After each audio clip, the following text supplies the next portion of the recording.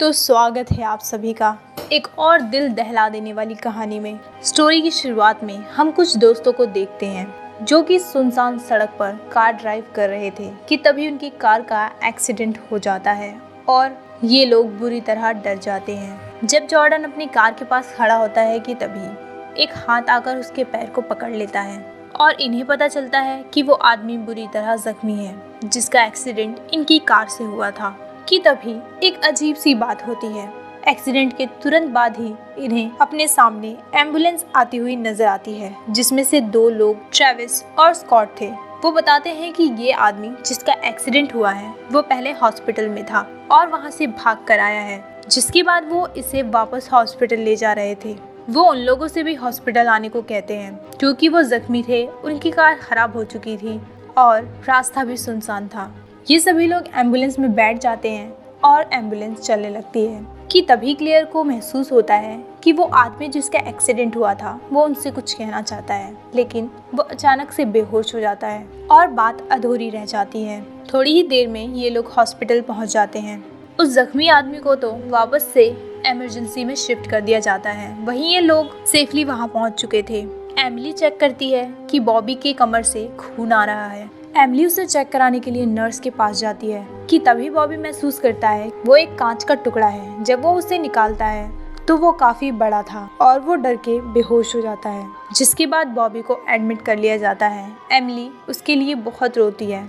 जिसके बाद हम डॉक्टर को देखते हैं जो इनके एक दोस्त को बेहोश कर देता है जिसका नाम टेमेट्री था। वो टेमेट्री को इमरजेंसी वार्ड में लेकर जाता है और बुरी तरह उसके ऑर्गन्स को बाहर निकाल लेता है। हैरानी की बात ये थी कि वो अब भी जिंदा है। अब डॉक्टर जूड को भी एक कमरे में बंद कर देता है जो कि नशे की हालत में था। वो वहां से बाहर निकलने की कोशिश करता है कि तभी एक अजीब सा हाथ उसे दिखता है जिसे देखकर वो बुरी तरह डर जाता है। वहीं क्लेयर रिसेप्शन में अकेली बैठी होती है कि तभी फोन रिंग करता है, पर वहाँ पर कोई भी नर्स मौजूद नहीं थी, इसलिए वो खुद फोन उठा लेती है। फोन की दूसरी तरफ कोई हेल्प मांग रहा था तो वो उसकी हेल्प करने के लिए वहाँ चली जाती है। वो देखती है कि एक पेशेंट है जिसके शरीर पे बहुत सारे कट्स लगे हैं। वो उसके पास जा रही थी कि तभी एक दूसरा पेशेंट उस पर हमला कर देता है, जिससे उसका हाथ पहले वाले पेशेंट के शरीर में घुस जाता है जहां पर कट्स लगे थे और उसका शरीर खून में लथपथ हो जाता है। ये बहुत भयानक था, इसलिए वो डरकर भागने लगती है कि तभी डॉक्टर आता है और उसे मारकर बेहोश कर देता है, फिर उसे घसीटते हुए अपने साथ ले जाता है। वहीं हम एमिली को देखते हैं जिसकी नज़र डॉक्टर के सर्टिफिकेट पे जाती है। एमिली को पता चलता है कि डॉक्टर ऑर्गन्स को ट्रांसप्लांट करने में स्पेशलिस्ट है और एक अच्छा सर्जन भी। कि तभी डॉक्टर वहां आ जाता है। एमिली उससे बॉबी के बारे में पूछती है, जिस पर डॉक्टर बताता है कि उसके पेट से सारे कांच निकाल दिए गए हैं, अब वो ठीक है। अब वो एमिली को भी चेक करता है क्योंकि उसे भी कुछ चोटें आई थी।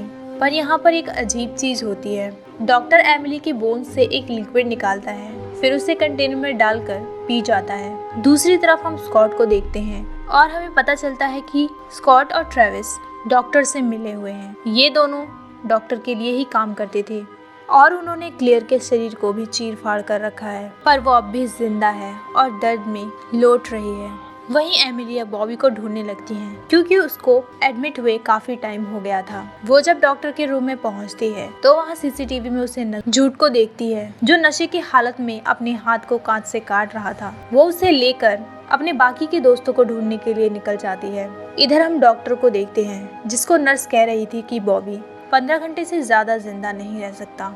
एमिली बॉबी की तलाश में आगे बढ़ रही थी कि तभी उसकी नजर ट्रेविस पर जाती है और वो एक भयानक मंजर देखती है।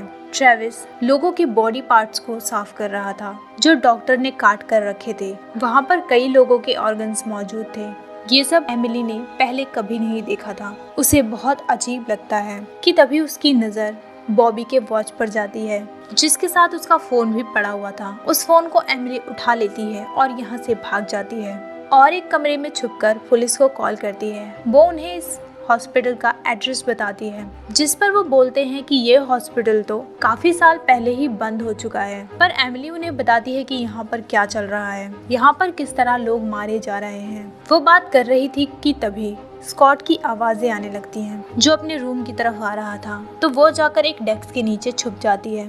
थोड़ी ही देर में स्कॉट उसे पकड़ लेता है, जिस पर हमला करके वो भाग जाती है। उसकी नजर हॉस्पिटल के मेन गेट पर जाती है, जिसके बाहर पुलिस ऑफिसर खड़ा था, क्योंकि एमिली ने ही उसे कॉल करके बुलाया था। इतनी देर में स्कॉट भी वहाँ पर आ जाता है। एमिली पुलिस को बताती है कि इन लोगों ने बॉबी को कहीं छुपा रखा है और वो जानती है कि वो कहाँ पर है।